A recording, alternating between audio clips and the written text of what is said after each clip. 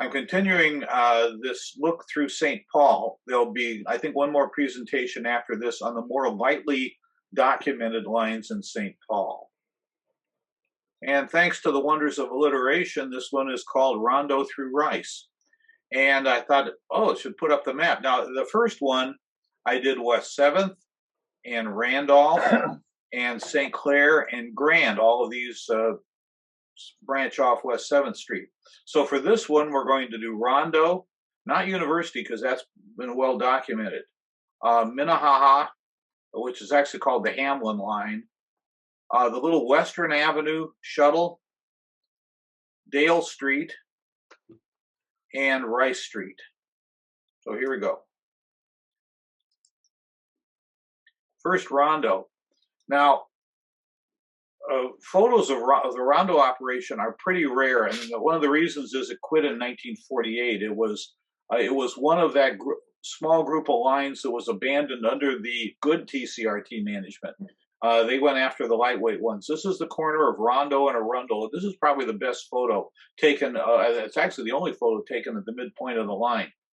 You can see this was paired with Stryker, which was another light line, and so they had a tendency to use the lightweights on this, but not all the time. The photos we do have are taken out at the end of the line. Now, I want to just back up to the map for a minute and show you. Rondo is unusual in that it never got past Griggs Avenue, and Snelling's shops was literally right here.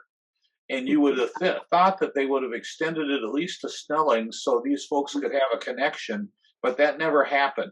Now, when it was converted to bus in 1948, they did extend it on St. Anthony Avenue, which Rondo turned into St. Anthony, all the way to the Denoyer Park neighborhood because it really filled a hole in the system coverage. And that lasted for a long time, really, until the freeway took Rondo. So anyway, this is just east of the Griggs Y. You can see the Montgomery Ward over here. And what was out at the end of this line, and get rid of that, what was out at the end of this line was Concordia College, which is, of course, still there. So this is an early, kind of about 1912 or so picture of it out there, about a block from the end of the line. Here it is right at Griggs. From the Y, this was all industrial over in this area over here, and you can see Montgomery Ward through it, and maybe a little bit of the streetcar barns over here. And that's all we've got. You know, I got one or two other pictures of the Y, but that's all we have on our coverage of Rondo. Now, the Dale Street line went through downtown with the Grand Avenue line, climbed the hill to Grand and Dale, and then at Grand and Dale took off. So here it is. Right in front of the St. Paul Union Depot at the corner of Grand and Sibley.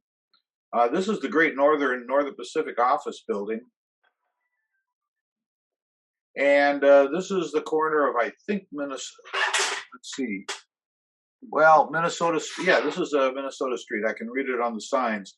I use this photo in Twin Cities by Trolley to illustrate the incursion of the automobile into the center of the streetcar's operation. But this is a Dale car. Aaron, yeah. That guy with the parking meter sure bears a resemblance to Art Naftalin, the former mayor of Minneapolis. I'd say there's a resemblance, but Art was a Minneapolis guy. I am guessing that that's not Art Naftalin, but you're right, he looks like it. And so it climbed the hill. I actually used this photo on a previous, this is a newspaper photo. And here you see the corner of Dale and Ashland, up by Dale and Selby. And the sewer there's been a rainstorm and it's blocked. And this is the Greyhound Grill over here. That's kind of cool. And this is a photo actually of a Como Harriet car turning from Front Street onto Como. But in the process, this is the six-legged intersection of Dale Street. And so, once again, we don't have many photos at all of Dale Street, at least in the center portion of it. So this is it crossing the Dale Street line. Barney Olson took this photo, by the way. And this is the corner of the Dale Street line, originally ended at the corner of Dale and Maryland. And I don't know what's going on here, but it's the end of the line. Looks like a greenhouse up here. And then in the 1920s, they extended it west a half mile on Maryland to Lake Como. Oh, this one's out of sequence. I'm sorry. This is Dale University. You're looking up Dale Street. Anybody remember Muntz TV? Sure. Yeah. Yeah. And the infamous Faust? The infamous Faust Theater before it became infamous. And so this is the Y. You're looking east on Maryland. This is the Y just on the east side of Lake Como. And here's a car sitting on the Y. You can see Wheelock Parkway. This is the western end of Wheelock Parkway coming into a multi-pointed intersection. And then just beyond the trees is the lake. Do I have another one? No, I don't. And that's what we have on Dale Street. So Western Avenue used to run from downtown, and it was through routed to Jackson Street, very light line. And then in the 1930s, they just converted it into a shuttle, and they took former Stillwater car number 3 and double-ended it. And so here he would wait at the corner of Como, just south of the bridge over the Great Northern Railroad tracks. He'd wait for his connection with the Como Harriet. This isn't such a good photo, but here you see the Como Harriet car going by. And this is just a photo on the midpoint of the line. Once again, we have like three or four photos of this. We have a little cluster of them down at Como and Western, but that's it. Okay, the Hamline line, which was Hamline Cherokee, Cherokee referring to Cherokee Heights on Smith Avenue south of the High Bridge.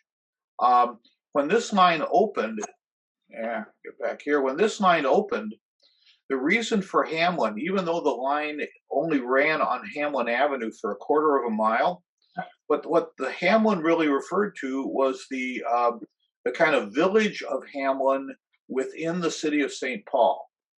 And the village of Hamline, it was a stop on the Great Northern.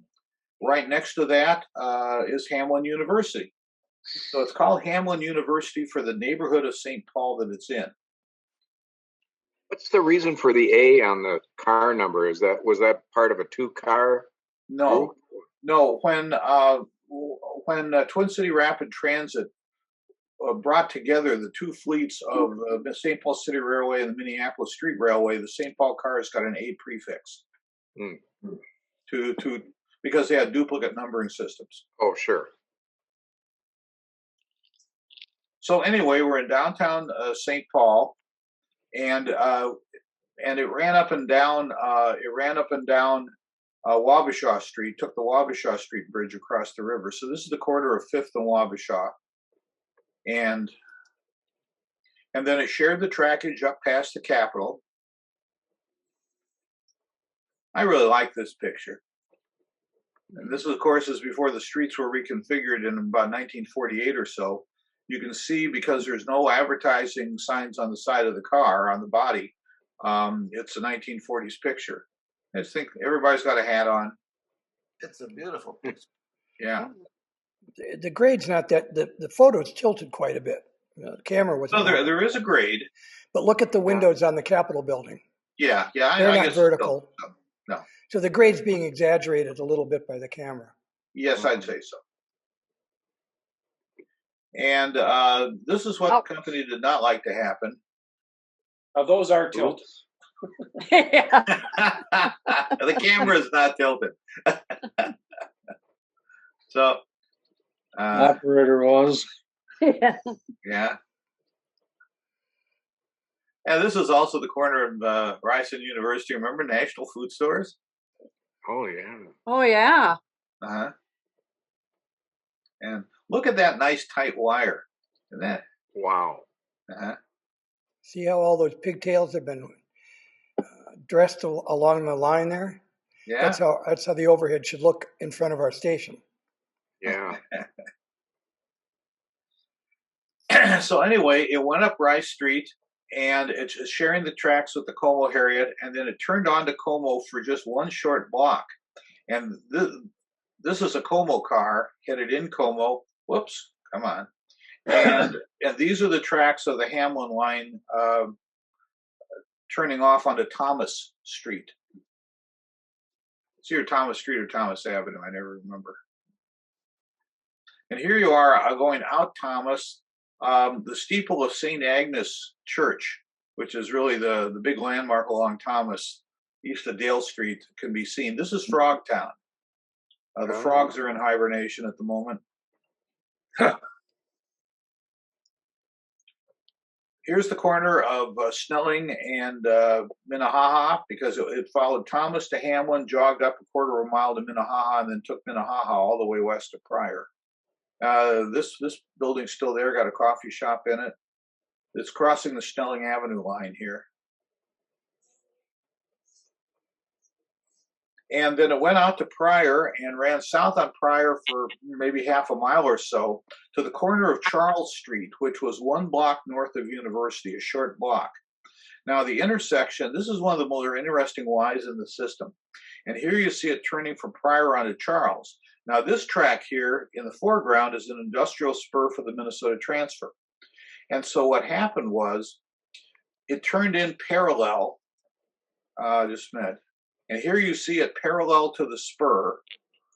And then when they wanted to back out, they backed over the crossing of the Minnesota transfer, and then to go forward, went over the crossing one more time. Really an unusual configuration. And this is the crossing being replaced by a track crew for Twin City lines, because the railroad was in there first. So whoever came in second had to maintain the crossing.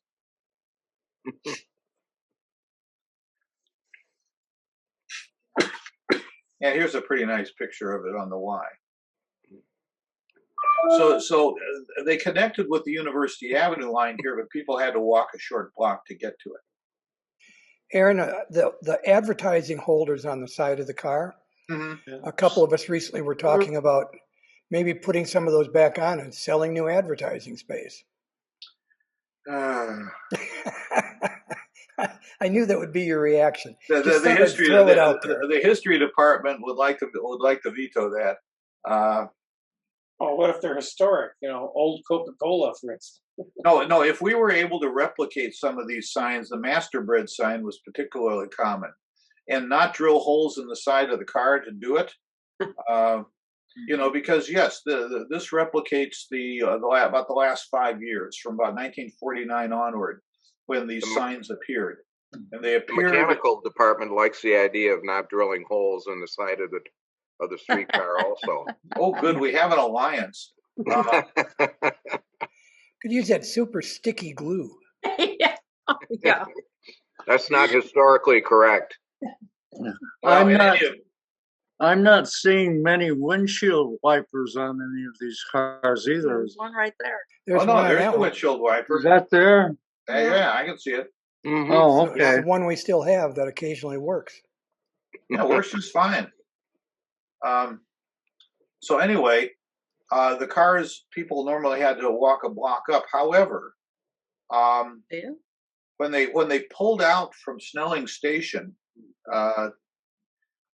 here it is at University Avenue, and I guess they'd lay over right at the corner, because we've got 2 pictures of them doing it. But I'm quite sure they did not back all the way down here to make the connection. Maybe they did, but all the photos I see show them up on that Y at Charles. Okay, that's that one. Now Rice Street, and this is the Y up at Rice and Ivy. And, we have Y shots everywhere, because that's where the trolley fan would get off the streetcar. Now, the reason for the Y at Ivy was it was just short of this bridge where Rice Street crosses the Northern Pacific's main line, the B line. And my guess is that this bridge probably was not strong enough to handle streetcars. Plus, it really was kind of a barrier to development. When you go north of here, it's pretty much post-World War II development. There's even a lot of 1970s stuff up here. So I'm guessing that's really why it ended where it ended. And of course, it was through routed to South St. Paul. Now, we've got a kind of a fascinating group of 8 pictures, all taken what appear to be, I'm going to say a little earlier than 1910, because they've got some of the older streetcars in. But it's clearly having to do with paving on Rice Street, and they're all by about the corner of Rice and Charles. And that's about Rice and Front, south, maybe about a half mile south of Maryland. And most of them don't show anything but just the pavement in the foreground. This is one of the better ones, but you've got horse-drawn stuff, interesting storefronts. I like this one. And this was back when it was Rice and State, meaning it ended at Robert and Annapolis. It climbed the hill there. And but here you see all these Victorian buildings. The old guy has a Prince Albert coat. Oh, okay. And Prince Albert coats were 1860s, 1870s, and in high style. So he's old. So he's probably been wearing it all his life. What I like about this is an honest to goodness steamroller right here. Oh, yeah. And a streetcar behind. But yeah, they're clearly doing some patching, and just the absence of automobiles really does imply that this is maybe 1905, 04, something like that. Anyway, those are the best 3 of these pictures. The others don't show much. And this is the bridge over the Great Northern, just north of Rice and Como.